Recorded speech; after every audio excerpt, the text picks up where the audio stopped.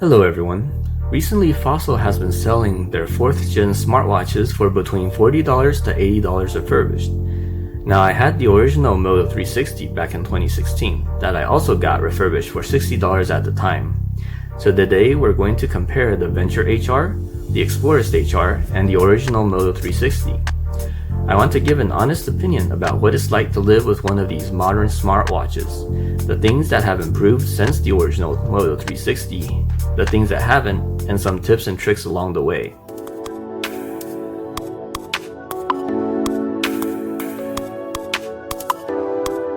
If you read the reviews on Fossil's 4th gen smartwatches, which have been out for more than a year now, you'll find that they're binary. People either hate them or they love them. Why are these people's opinions so extreme? Are they lying? From what I found to be the case, the initial experience is pretty bad. Poor battery life and laggy performance. However, things improve quite a bit after all the system updates have been installed. Battery life can also be improved when you tailor the functionality to your specific needs. This means disabling things you don't need. That brings us to the matter of setting realistic expectations. If you want everything a smartphone can do on your wrist, you can get somewhat there, but your battery life may not last even a day. But even then, some things just aren't meant to be done on a smartwatch. For example, you can respond to text messages by typing on the on-screen keyboard, but you shouldn't. It'll just ruin your mood. I find that smartwatches are most suited for read-only uses, like looking at notifications, bringing up to-do lists, checking the time, date, weather, heart rate, etc. Setting a timer, starting a stopwatch are also pretty intuitive, maybe also media controls. The calculator is where I draw the line. Some people use it on the smartwatch, but I don't bother. So I think whether you will be satisfied will depend on your expectations. If you only want to be able to tell time, the Venture HR and Explorist HR can do that with a battery life lasting from a few days to a week. If you want more than that, like checking notifications, reading to-do lists, monitoring your heart rate and activity, and occasionally using the timer or smartwatch, the Venture HR and Explorist HR should last a whole day. I charge mine in the morning every day. It takes about 1.5 hours to fully charge, which is pretty good. Poor reviews online tend to fall into two groups. Early adopters who bought the watch with the early software when it wasn't very good, and people who bought the watch but ran out of patience before their watch could finish updating its software. Positive reviews tend to be either from reviewers who may be incentivized to say positive things or from people who stuck with the watch. I've been wearing my Venture HR for about 2 weeks now, and for the price of $80, I solidly recommend it, and we'll get into more of that. But first, please click the like button and subscribe to this channel. Now let's compare the Venture HR, Explorist HR, and the original Moto 360. Let's start with the original Moto 360. The case is round with a diameter of 46 millimeters. As you can see, it is a bit big on my wrist. I would say that it is too big for just about anyone except people with big man wrists. The Explorist HR is about the same size as the Moto 360 at 45 millimeters. The Venture HR is a much better size for my wrist at 40 millimeters. You can compare them next to each other.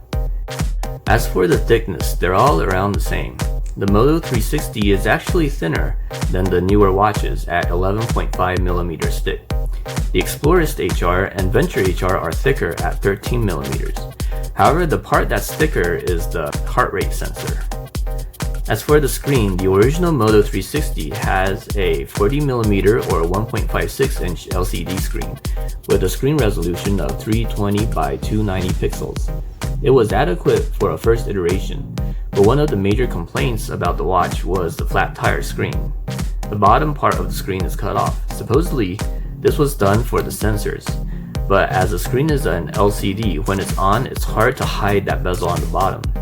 This watch face cleverly tries to hide the bezel. One good thing about the design of the 360, however, is that there's no bezel around the rest of the watch. Now, let's contrast this with the Explorist HR and Venture HR. With these two 4th gen watches, they have OLED screens. The Explorist HR has a higher screen resolution of 454 by 454 pixels. The screen itself is smaller than the one on the Moto 360 at 1.4 inches. The Venture HR has a smaller 1.19-inch screen with a screen resolution of 390 by 390 pixels. But while there's no flat tire look, there's a bezel around the entire screen. It's unfortunate. The software makes it work as long as the background is black. Watch faces with non-black backgrounds just don't look good with that bezel. In terms of design, the Moto 360 came with the straps attached directly to the case, whereas the Venture HR and Explorist HR watches have traditional lugs. This seems like a small design decision, but actually it makes a big difference. The Moto 360's hinge design is flawed, and you can see lots of people online complaining about this common failure point for the Moto 360. This happens especially if your wrist is small. Over time, pressure on the back case causes the back case to crack. This has happened on mine, as you can see here. This is not an issue on watches with traditional lugs such as the Explorist HR and Venture HR.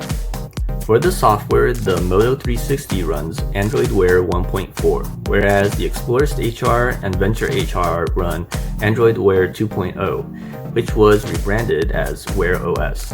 Specifically, once you update the software to 2.16 or later, the performance and battery life both improve drastically. I say that's the key differentiating the positive and negative reviews. As for the functionality, there's not much difference between the Moto 360 and the 4th gen Fossil smartwatches. The only addition to the newer smartwatches is the inclusion of GPS. That may come in useful for people who jog and don't want to carry their phone, but for me, I just turn it off to save my battery life. The crown on the Fossil watches can also rotate, which scrolls the screen or menu. It's a neat improvement in usability, but the Moto 360's reliance on its touchscreen also gets the job done. Finally, charging the watch is where it seems the Fossil watches took a step backwards. The Moto 360 charges wirelessly, and when placed on the charging dock, the watch becomes a clock. This was a very well thought out feature. Charging the Fossil watches is more of a compromise. There's a cable with 2 pins that magnetically find their way to the back of the watch, which has 2 rings for each of the 2 pins. It works, but it's definitely not as fancy as the Moto 360. For consolation, the charger for the Fossil watches is more portable. This about wraps up all the important things I've noticed between the old and new smartwatches. If you found this review helpful, please like this video. Leave a comment if you have any feedback. Thanks.